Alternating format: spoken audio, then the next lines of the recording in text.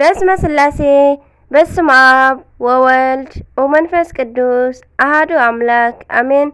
ሰላም እግዚአብሔር አምላክ ምስኩላትኩም ይኹን። ስድራ እግዚአብሔር አምላክ ከመይ ውዒልኩም? አነ እግዚአብሔር ይመስገን ጽቡቕ ውዒለ ክብሪ ይኹኖ መድኃኔ ዓለም ክርስቶስ አሜን። ስንክሳር ዘወርሃ ነሐሴ 29 ዝንበብ ዝጽለ ናይ ዕለቱ ስንክሳር ዘወርሃ ነሐሴ 29 አሜን። ወላዲተ አምላክ አንደበት ኩነኒ ቅዱስ ሚካኤል ገብርኤል ብየማነ ብጸጋመ ይቆምለይ አሜን። ስንክሳር ድሰምዕ ዘንብብ ፍቅር ጎይታ ኣብ ልቡ ይዕንብብ ሓለዋን ጸሎትን ናይ ቅዱሳን ድማ ይረክብ። ዝክረ ጻድቅ ለዓለም ይህሉ ዝክረ ናይ ጻድቅ ንዓለም ይዝነብር። ካብ ኩሉ ክፉእ ዘበለ ክድሕኑ ንቅዱሳን ተማሕፀኑ አሜን። በዘለማዓንቲ ወርሓዊ በዓል ልደቱ ለጎይታናን አምላኽናን መድኃኒናን ኢየሱስ ክርስቶስ እዩ። ከምኡውን ወርሓዊ በዓል አቡነ እጨጌ ዮሐንስ እዩ አሜን። በስመ አብ ወወልድ ወመንፈስ ቅዱስ አሐዱ አምላክ አሜን። ቅዱስ አትናቴዎስ ሰማዕት። በዛ መዓልቲ እውን ኤጲስቆጶስ አትናቴዎስ ብሰማዕትነት ሞተ። ምስኡ ድማ ስሞም ገርሲሞስን ቴዎዶጦስን ዝበሃሉ ክልተ አገልገልቲ ብሰማዕትነት ዓረፉ። እዚ ቅዱስ አትናቴዎስ ድማ ንጓል እንጦኒቆስ ናይ ጭፍራ ሓለቓ ከም ዘጥመቓ ናብ ንጉስ ወንጀልዎ። ንጉስ አርስያኖስ ድማ ሓዞ። ኣቦና ድማ ክርስቲያን ከም ዝኾነ ተኣመነ። ብዙሕ ስቃይ ከዓ ሰቀዮ። ብሃይማኖት ድማ ጸንዐ እምበር ኣይከሓደን። ኣብ ዘይከሓደ ጊዜ ድማ ብሴፍ ምእንቲ ክቁረጽ ተኣዘዘ። ከምኡውን ነዞም ክልተ አገልገልቲ ንገርሲሞስን ቴዎዶጦስን ብግርፋትን ብስቕለትን ምስ ቀጽዕዎም ንርእሶም ብሴፍ ኣቁረጾም። ሰለስቲኦም ድማ ናይ ሰማዕትነት ኣክሊል ተቐበሉ። ኣመንቲ ሰባት ድማ መጹ። ንወታደራት ገንዘብ ሂቦም ድማ ናይዞም ቅዱሳን ስጋ ወሰዱ። ብውቅብ ልብሲ ገኒዞም ድማ ኣብ ውሽጢ ሳጥን አንበርዎም። ካብ ስጋኦም ድማ ዓበይቲ ዘደንቕ ተኣምራት ተገልጸ። እግዚአብሔር አምላኽና ምስጋና ይኹነሞ። ንዓና ድማ ብጸሎቶም ይምሓረና በረኸቶም ትብጽሐና አሜን። ቅዱስ አባ ዮሐንስ ሓጺር። ዓብይ ናይ ብርሃን ኣቦ ቅዱስ ዮሐንስ ሓጺር ወዲ 18 ዓመት ምስ ኮነ ናይ ዓለም ነገር ንዒቑ ፍቓድ እግዚአብሔር ኮይኑ ንስድርኡ ተፋንዩ ወፀ። ዋዲኣል ንጥራን ኣብ ዝርከብ ሻሂት ስቲብ ናብ ዝተብሃለ ገዳም ኣምርሐ። ኣብዚ ገዳም ኣባ ቢምዋ ወይ ከዓ ባይሞይ ቢንዋይ ዝተብሃሉ ናይ ኣባ ዮናስ ተወላዲ ቅዱስ ኣቦ ረኸቡ። ምስ ረኸብዎም ኣብቲ ገዳም ምስኦም ንኽነብርን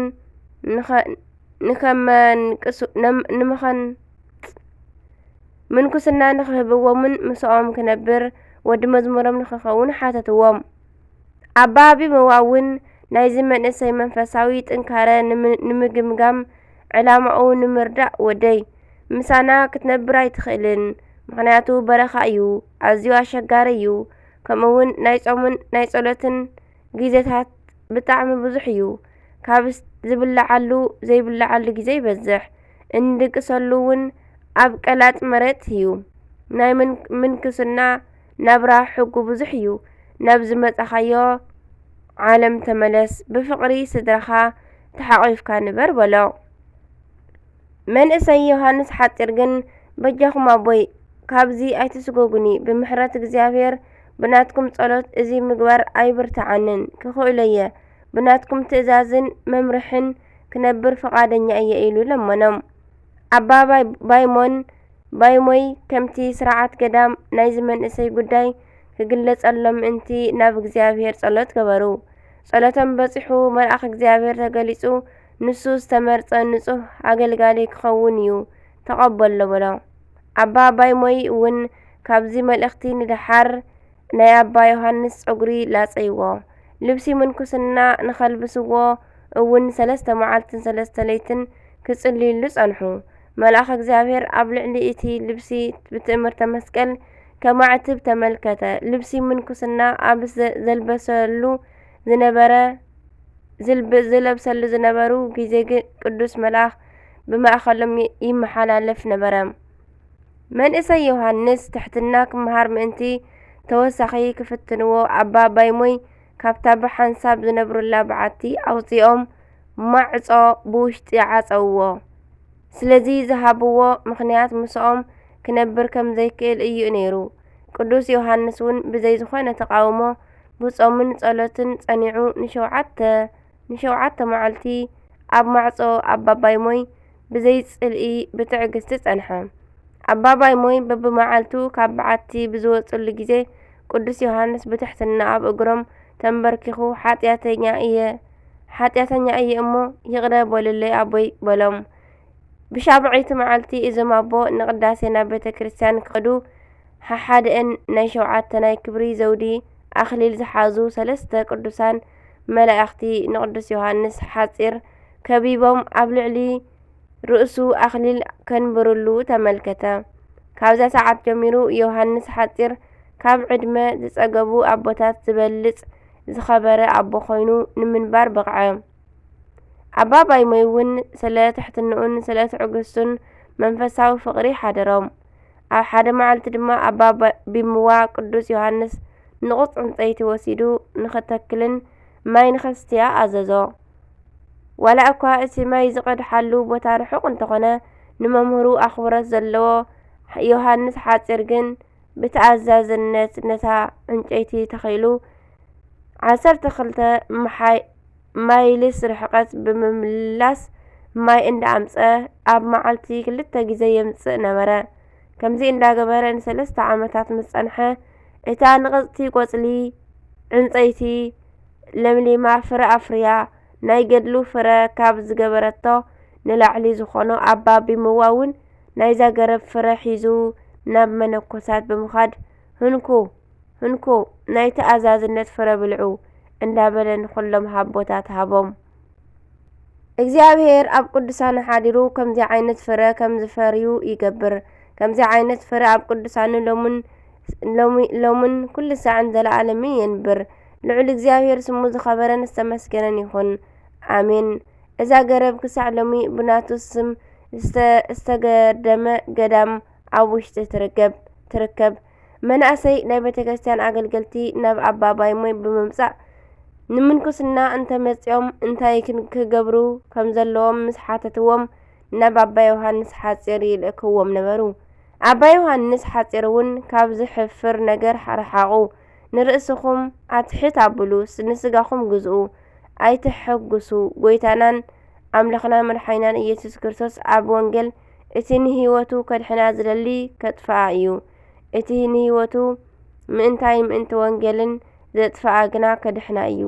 ንሰብ ኩሉ ረቢሑ ነፍሱ እንተኣጥፍኣ እንታይ ይጠቕሞ? ሰብ በጃ ነፍሱ እንታይ ዘይመሃበ? ስለዚ ኣብዚ ዘማውን ሓጥን ዝኾነ ወለዶ እዚ ብኣይን ብቓለይን ዝሓፈረ ወዲ ሰብ ብግርማ ኣቦኡ ምስ ቅዱሳን መላእኽቱ ምስ መጸ ብኡ ክሓፍር እዩ በሎም። ኣብ ማርቆስ ምዕራፍ 8:35 እንዳጠቐሰ ኣባ ባይሞይ ብዝወረዶም ሕማም ምኽንያት ን12 ዓመታት ብምስቃዮም በዚ ግዜ ቅዱስ ዮሃንስ ሓጺር ብረድእነት የገልግሎም ነበረ። ኣባ ቢምዋ ናይ ምድራዊ ህይወቶም ፍጻሜ ምብጽሑ ኣብ ዝተረድእሉ ኣቦ ንቅዱስ ዮሃንስ ምስ ጸለዩሉን ምስ መረቕዎ ዳሕራይ ምስኦም ንዝነብሩ ኣቦታት ናይ ዮሃንስ ኢድ ሒዞም ሰብ ከይመስለኩም ንሱ መልኣኽ እዩ ሓልውዎ ተኣዘዝዎ ኢሎም ምስ ተዛረቡ ካብዚ ዓለም ብሞት ተፈልዩ። ኣባ ዮሃንስ ኣብ በዓቶም ተዓጽዮም ተወሲኖም ብዝነብሩሉ ግዜ ሓደ መነኩሴ ክረኽቦም ናብ በዓቶም ምስ ኣተወ ቅዱሳን መላእኽቲ ክንፎም ኣብ ዙርያኡ ዘርጊሖም ከቢቦሞ ረኣዮም። እግዚአብሔር ንዮሃንስ ከገልግሎ ምእንቲ ሓደ ክርስቲያን ለኣኸሉ። ዕለት ዕረፍቱ ብዝበጽሓሉ ግዜ ከፍልጥዎ ምእንቲ እግዚአብሔር ንኣባ መቃርስን ኣባ እንጦንዮስን ለኣኾም። ሕማም ብዝተሰምዖ ግዜ ናብ ከባቢኦም ዘሎ ቦታ ንረድኦም ለኣኽዎ። ብድሓር ግን ቅዱሳን መላእኽቲ መጺኦም ነፍሱ ናብ ሰማይ የዕረግዋ። እቲ ዝተለኣኸ ካብቲ ዝተለኣኸ ምስ ተመልሰ ቅዱሳን መላእክትን ካልኦት ቅዱሳንን ብሓድነት ኮይኖም ብዝማሬ ናይ ቅዱስ ዮሃንስ ሓጺር ነፍሲ ዓጂቦማ ክኸዱ ረኣዮም።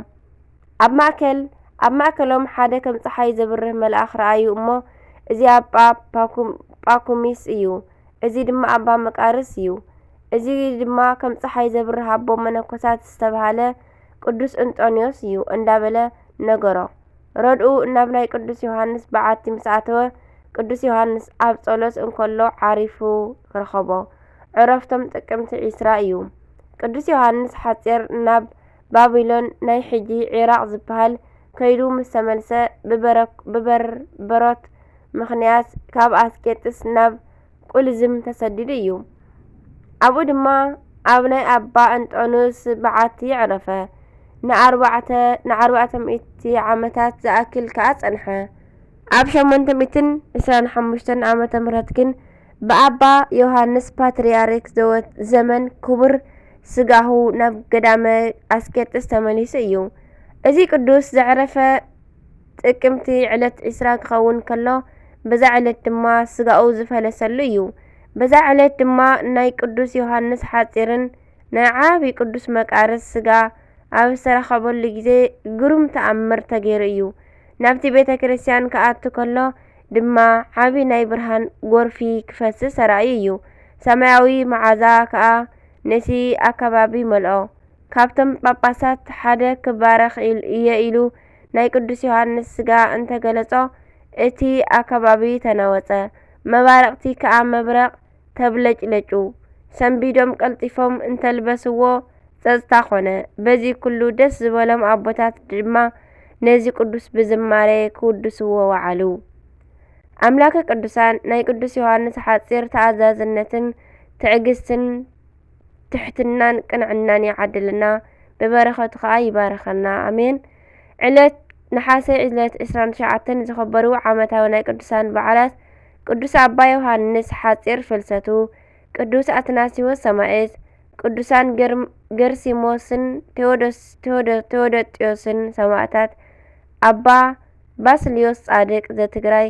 ወርሓዊ በዓላት ድማ ናይ ጎይታናን ኣምላኽናን ፈጣሪናን ኢየሱስ ክርስቶስ በዓለ ልደት፣ ቅድስቲ አርሴማ ድንግል፣ ቅዱስ ጴጥሮስ ተፍጻሜተ ሰማዕት፣ ቅዱስ ማርቆስ ዘተርማቅ፣ ቅድስቲ ፍቅርተ ክርስቶስ ኢትዮጵያዊት፣ ቅዱስ ዘርአብሩክ ጻድቅን ሰማዕትን፣ ኣቡነ እጨጌ ዮሃንስ ኣሜን።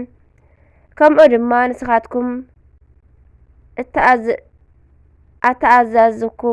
ዝተኣዘዝክምዎም ኩሉ ምስ ገበርኩም ንሕና ዘይንጠቅም ባሮት ኢና፣ እቲ ክንገብሮ ዘይግብአና ኢና ዝገበርና በሉ።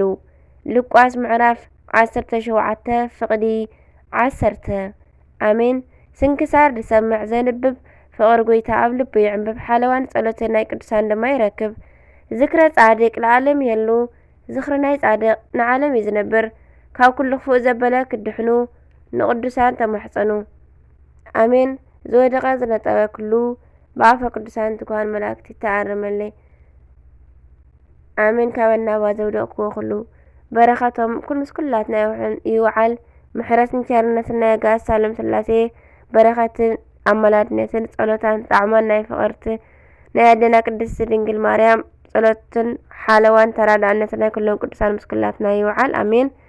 ኣሜን ወኣሜን ይበሉ ኩሎም መላእክቲ ሰማይ ኣሜን። አቡነ ዘበሰማያት ይትቀደስ ስምከ ትምጻእ መንግስትከ ወይኩን ፈቃድከ በከመ በሰማይ ከማሁ በምድር ሲሳየነ ዘለለዕለትነ ሀበኒ ዮም ህድግ ለነ አበሳነ ወጌጋየነ ከመ ንሕነኒ ንህድግ ለዘአበሰለነ ኢታብአነ እግዚኦ ስሙንሱት አላትነ ወባልሃነን ኩሉ እኩይ እስመ ዚአከ ይእቲ መንግስት ኃይሉ ስብሐት ለዓለመ ዓለም ዓለም። ሰላም ቅዱስ ገብርኤል መልአክ ኦግዝእትየ ማርያም ሰላም ለኪ ድንግል በህልናኪ ወድንግል በስጋኪ እመ እግዚአብሔር ጽባኦ ሰላም ለኪ ብሩክቲ አንቲ እምአንስት ወብሩክ ፍሬ ከርሥኪ ተፈሲ ተፈሲ ተፈሲ ፍሴት ኦ ማርያም ምልዕተ ጸጋ ምልዕተ ውዳሴ ምልዕተ ሞገስ ምልዕተ ኩሉ እግዚአብሔር ምስለኪ ሰአሊ ወጸሊ ምህረተ በእንቲአነ ምህረተ ኩሉ ዓለም ምህረተ ምድራጋዚት ሀበ ፍቅር ወልኪ ኢየሱስ ክርስቶስ ከመ ይስረለነ ኃጣዊነ ተማጸነብክ ላንቺ ለይኩን ወስብሐት ለእግዚአብሔር ወለወላዲቱ ድንግል ወለመስቀሉ ክቡር አሜን።